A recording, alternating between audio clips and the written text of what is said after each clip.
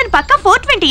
Yes, అతని 420 కావచ్చు, కానీ అతనిలో పైకి కనిపించినవి నాకు నచ్చినవి ఎన్నో క్వాలిటీస్ ఉన్నాయి. ఏయ్, నీ బ్రెయిన్ సరిగ్గా పనిచేస్తుందా? చేస్తోంది కాబట్టి అతన్ని సెలెక్ట్ చేసుకున్నాను.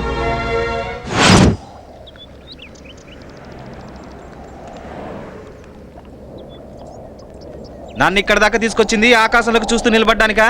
చెప్పానుగా నీతో పర్సనల్ గా మాట్లాడాలని. మరి లేట్ ఎందుకు? క్యాసెట్ ఎసేయ్. నేను త్వరలో థాయిలాండ్ వెళ్తున్నాను. వెళ్ళు. నేనెవడా నాపడా? నాకు తోడుగా నువ్వు రావాలి. నువ్వు థాయిలాండ్ వెళ్తుంటే మధ్యలో నేనెందుకు?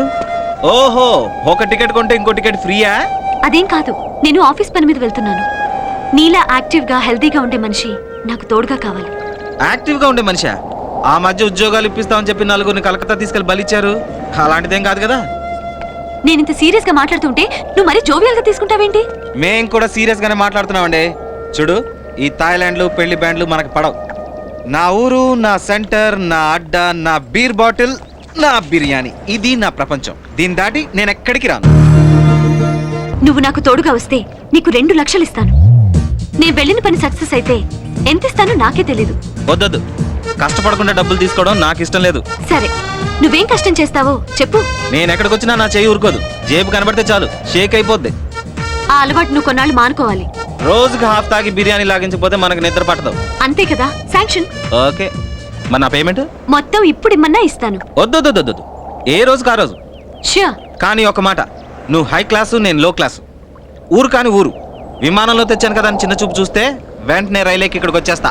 నిన్నెంత గౌరవంగా చూసుకోవాలో నాకు బాగా తెలుసు.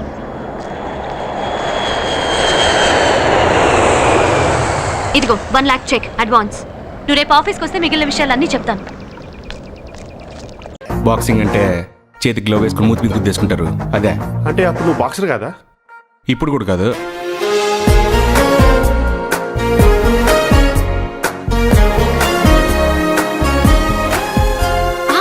సార్ మీకు సెట్ చేసేది. నన్నే అమ్మాయికి సెట్ చేయండి.